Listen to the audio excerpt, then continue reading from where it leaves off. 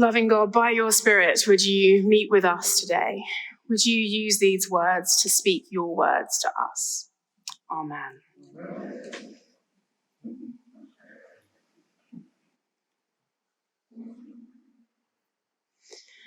I have always loved a great restoration story, and I think it stems from the fact that my father is this incredibly practical man. And so I have been watching him repair everything from lawnmowers to tables, washing machines, furniture, and roofs my entire life. And as such, my sister and I are very practical women. Last week, my sister reshingled her garage roof, and I undertook the slightly less dangerous project of changing all the faucets and valves and spouts on our leaking and ugly 1980s shower. Both of us aren't fond of simple things like painting projects. We prefer something a little higher stakes, like falling from a roof as a possibility or bringing down the sitting room ceiling with a leak. I'm sure I've told you before, but my favorite television shows are all about restoration, especially the BBC's The Repair Shop. It's this show where people bring in their cherished and sentimental broken and worn out items to be lovingly restored by these skilled craftsmen and women. I like to spend my days off at the auction house, giving warm and loving homes to abandoned furniture, much to my husband's disdain, and slowly bringing some more eccentric beauty of the English style to our 1980s American home. My very first job was in a museum. My second job was restoring 18th century cottages. And in my early 30s, I set up a charity that was all about helping young people find purpose and value through acts of restoration of physical things. So as I read the lectionary today, I felt like this would be a passage where I would have a lot to say. And indeed, these are the verses that were read at my seminary graduation service. They say, "The Lord will guide you continually, satisfy your needs in parched places and make your bones strong. You shall be like a watered garden, like a spring of water whose waters never fail.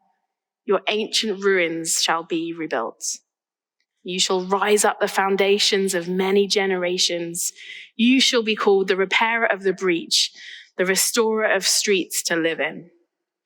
And so it was with these verses in my heart that I stepped out into ministry.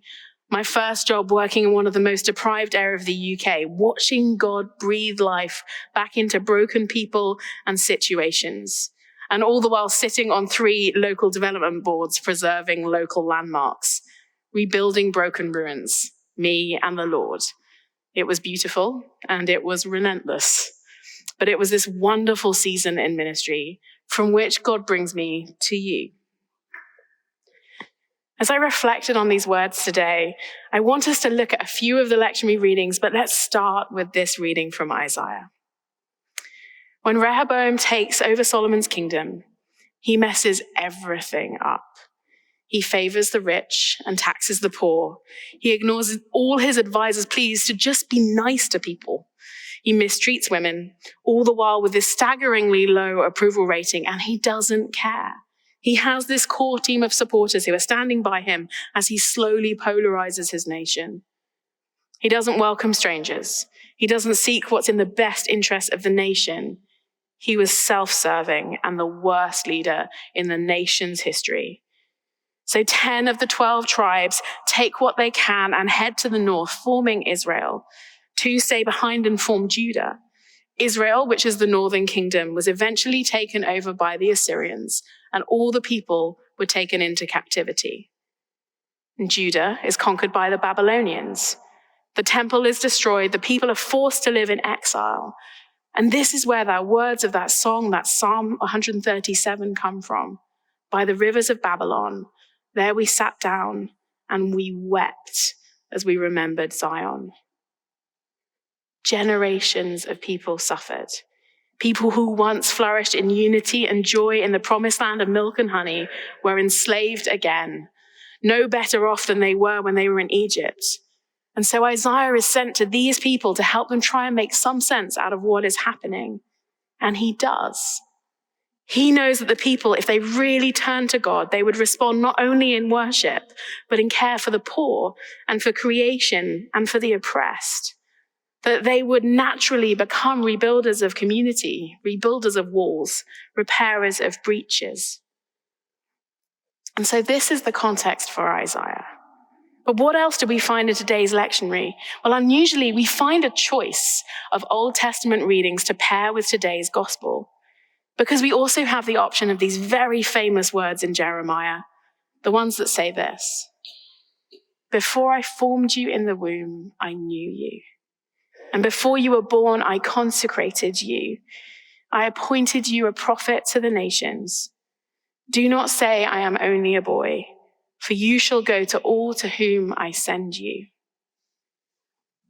This powerful reading that would remind us that we are God's beloved, his chosen ones, that he has known us before our conception and formed each limb perfectly and precisely, that he has set before us work and purpose, and that he equips those whom he calls, rather than calling those who are equipped, which is such an encouragement for those of us who carry heavy burdens of calling. And then there's the gospel that Lisa just read. It's about rest, about what Sabbath is and what it is not. That the Sabbath is for freedom and for healing, and that we can still help and serve people, but it's not work, because it is work of the kingdom. This is confusing for us in our Western culture, because we have used it to permit ourselves to use our Sabbath to achieve things. And even if we're trying to keep it holy, whatever we've decided that means, as Christians, we have this tendency to either just carry on regardless, as if it's just another day, with church shoehorned in if it's convenient to our weekend plans. Or we can be like the chief priests. We keep the day holy, we prioritize our worship, and we admonish those around us who don't keep the Sabbath in the way that we do, or a myriad of options in between. A confession. I am abysmal at creating Sabbath. I have used this text to allow myself to consider Sundays my day of rest because it's about other people's healing and closeness to God. And so I have ignored my own needs for restoration and wholeness and care. But why all these readings together? Why does Isaiah's passage on restoration start with restoration? And what does that have to do with the gospel? And why does it matter who God had created you to be? Well, let's go back to Isaiah, this text about restoration, because this is what we find after the verse about rebuilding ancient ruins. If you refrain from trampling on the Sabbath, from pursuing your own interests on my holy day, if you call the Sabbath a delight and the holy day of the Lord honorable, if you honor it, not going your own way, serving your own interests, or pursuing your own affairs, then you shall take delight in the Lord. And I will make you ride upon the heights of the earth. I will feed you with the heritage of your ancestor Jacob, for the mouth of the Lord has spoken. If you refrain from trampling the Sabbath. For my entire ordained career, I have misread this passage of Isaiah and this gospel and made them about my own endeavor. I wonder how many of us have bought into this too, this saying that we find everywhere right now: do what you love and you will never work a day in your life. Apple's CEO, Tim Cook, was interviewed and he said this: "It sounds too good to be true, because it is. At Apple, I learned that is total crock. Rather, when you find a job that you are passionate about, you will work hard, but you won't mind doing it. You will work harder than you ever thought possible, but the tools will feel light in your hands. But even light tools are still tools." In the American culture, perhaps even more than the British one, workaholism is rife. Partly because of nonsense like this, and partly because we have this constant need to be productive, to prove our worth, to maintain our status or our lifestyle. So much of the writings of Isaiah are a challenge to the powerful to us as powerful, wealthy Western capitalists. In this passage, when the powerful people are fasting, Yahweh tells them to forget it and to finally get serious about less symbolic forms of commitment to him. The challenge of today's lectionary is to put aside what our culture has taught us about worth and value and productivity and call to mind over and over again those words of Jeremiah, that we are known and created and loved by God, that you were enough before you did anything of merit, and that you will be enough if you never do anything of merit ever again. My daddy, my sister, and I are very practical people. We love challenge. We love to feel productive and useful. We love to do and to solve things and bring things back to life. And it is good and godly work. But Isaiah challenges us to something deeper, to allow rest to achieve what our activity is attempting to achieve. So what on earth is Sabbath rest? Beyond a lie-in or a long brunch with a good book, or a beach vacation, or a hike in the mountains. The question I've had to ask myself is, what is Jesus really asking us to do on the Sabbath? Because I'm sure it can't be mimosas and flicking through a copy of Country Life. It's not how I'm built, and it doesn't feel life-giving to me. The great irony of Sabbath rest is that it is hard work. It demands more of us than we want to give. Golden Gay writes this: keeping Sabbath achieves what not keeping Sabbath attempts to achieve, which reminds me of my friend Gary, who owns a toy store in the UK. He started it in the 1980s with his wife, and they started with just one shop. And they decided that no matter what happened, they were never going to open their store on a Sunday.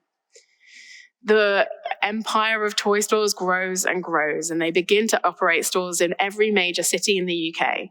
And a brand new shopping centre is built in Birmingham in about 15 years ago. And they would not give him a space in the store because he refused to open 7 days a week. It took him 2 years of petitioning them to persuade them to give him a space. In the end, even though there were 3 toy stores in this mall, his toy store made more in 6 days than they made in 7. This is the economy of God. This is his faithfulness to us. Not everyone owns a business, though, but all of us spend time absorbed in the culture of the world.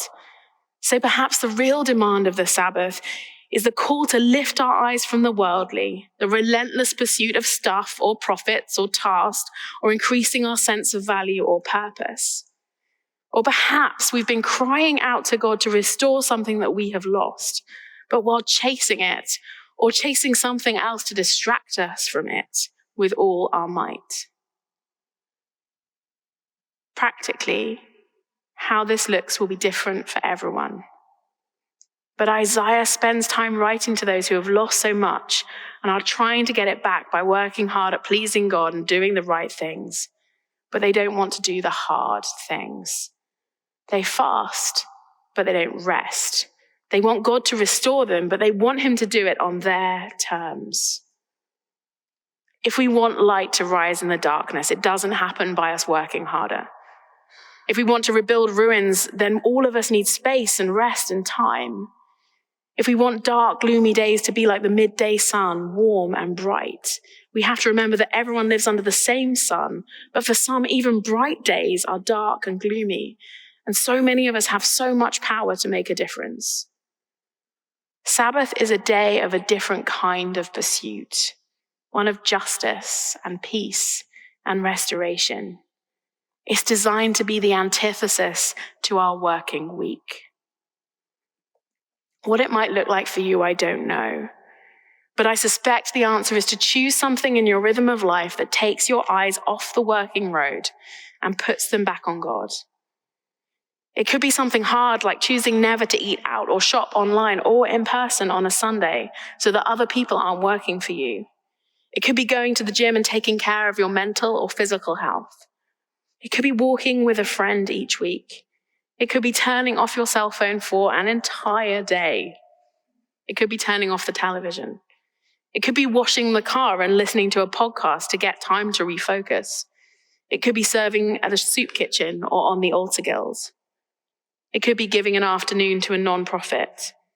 It could be a long country drive with no purpose but to take in the beauty of God's creation, or wild swimming, or a day free of Instagram and Facebook, or just starting with arriving half an hour early on a Sunday to sit in the beautiful gardens here and really prepare for worship.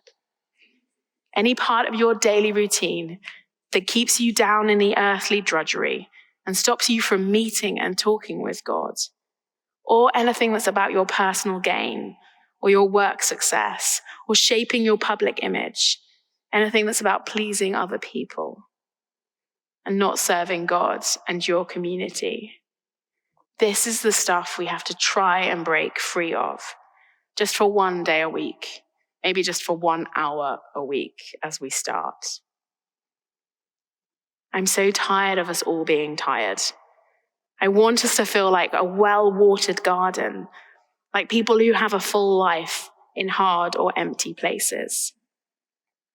I feel like every time I get up here, I talk about the sacrifices of following Jesus. But I'm wondering if more than money or feeding the poor or giving up things for Lent or any of our other sinful habits, this might not be the hardest of all. Creating space where we give up our idol of power, of control, and of self-reliance just for a little while. Keeping the Sabbath forces us to acknowledge we don't have control, we don't have power, or maybe more profoundly that we don't want it. We want to put power and control in its proper place. I know I want to look more at this. I want these words to sink deep into me. I want to be part of a society that is learning to rest and worship in a more profound way. I would love us to be a deep, joyful community where we each felt like a well-watered garden of Isaiah. That we found we had time to rest and play and fellowship and laugh as part of our true Sabbath together. Then from that place, God leads and we follow. And we might really see breaches healed and walls rebuilt, because that is the real restoration business. Amen.